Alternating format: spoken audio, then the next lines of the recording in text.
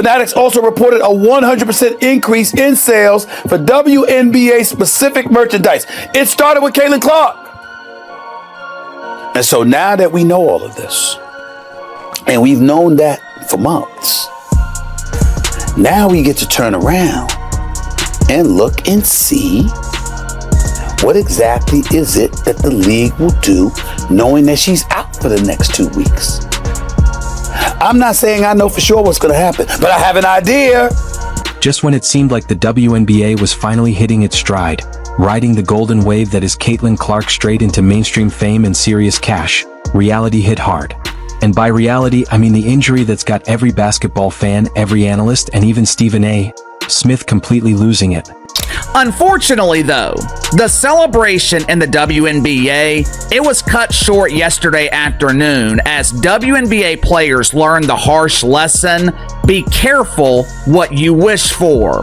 Headline at the New York Post: Caitlin Clark sidelined with Indiana Felines announcing shock injury. Keyword: shock. This injury was shocking, but not for reasons that you may think. Caitlin Clark, the woman who transformed women's basketball from a niche obsession for your basketball-crazed cousin into must-watch TV that makes people cancel dinner plans, is now sidelined with a left quad strain. They're saying a minimum of 2 weeks. 2 weeks of the WNBA pretending that losing its biggest star, its golden goose, its literal ratings magnet, won't send viewership numbers crashing faster than a house of cards in a hurricane. Everybody was moving Caitlin Clark games to bigger facilities because everyone was selling tickets. There were ratings. It was a ratings bonanza. Now with Caitlin Clark not playing, what do? Well, when you change your situs, guess what? You can't change it back. Yep.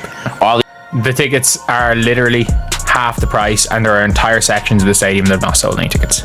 And who's the first to completely lose it over this? Who's calling out the absolute madness of the situation?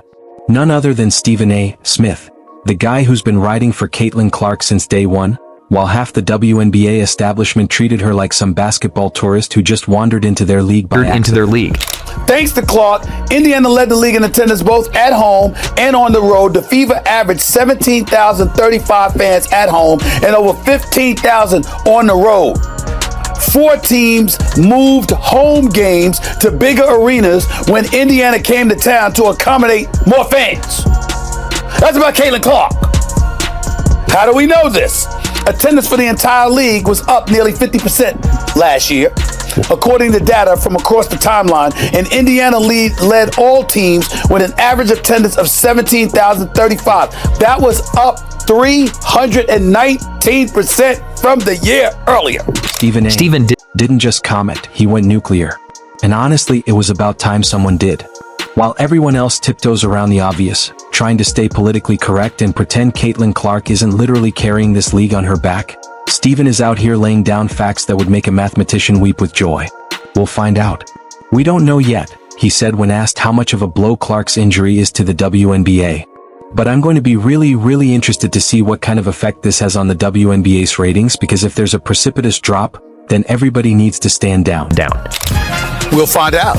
We don't know yet, but I'm going to be really interested in seeing, Molly, what kind of effect this has on the WNBA's ratings, because if for some reason there is a precipitous drop-off, then everybody needs to stand down and recognize the fact that the speculation or the assertions and assumptions about her being the golden goose is validated. We don't know yet. But I'm going to be really interested in seeing, Molly, what kind of effect this has on the WNBA's ratings. Because if there's a sharp drop-off, then everyone needs to stand down and acknowledge that the speculation, the assertions and assumptions, that she is the league's golden goose were absolutely valid. 3 times. Became the first rookie with at least 25 points, 5 assists, and 5 rebounds in a playoff game. That was Caitlin Clark. Became the 4th different rookie to play all 40 minutes in a playoff game. That was her. I'm looking at other things. 6 different league television partners. This is last year. This is last season, because this is Caitlin Clark that we're talking about. 6 different league television partners set viewership records that year, her rookie year, for its highest viewed WNBA game. Do you know every one of those games included the Indiana Fever? If you're enjoying this, make sure to subscribe. Oh, Stephen A., you beautiful logical genius. Because that's exactly what's going to happen, isn't it? The man is practically sitting there with a stopwatch, ready to record the exact moment the WNBA realizes they've been taking their most valuable asset for granted. It's like watching someone complain about being broke while ignoring a pot of gold, and Stephen is the guy shouting, "The gold is right there."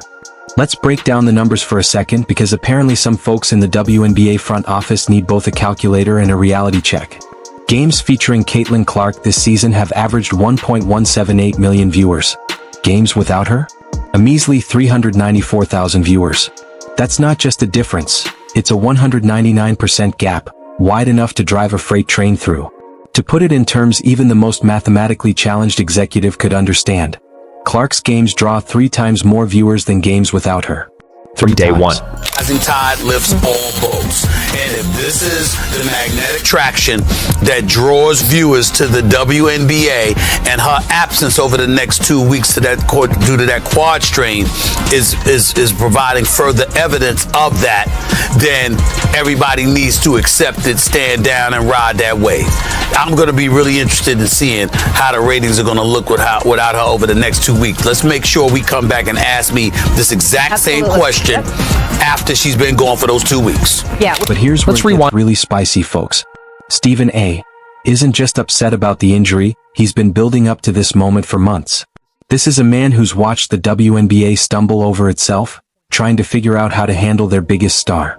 He's seen legendary players like Cheryl Swoops act like Clark was some interloper, rather than the savior the league desperately needed. He's watched the league's leadership, including Commissioner Kathy Engelbert, deliver lukewarm responses when they should have been planning ticker tape parades. Now, with Clark injured, Stephen is essentially saying, "I told you so," in the most dramatic way possible.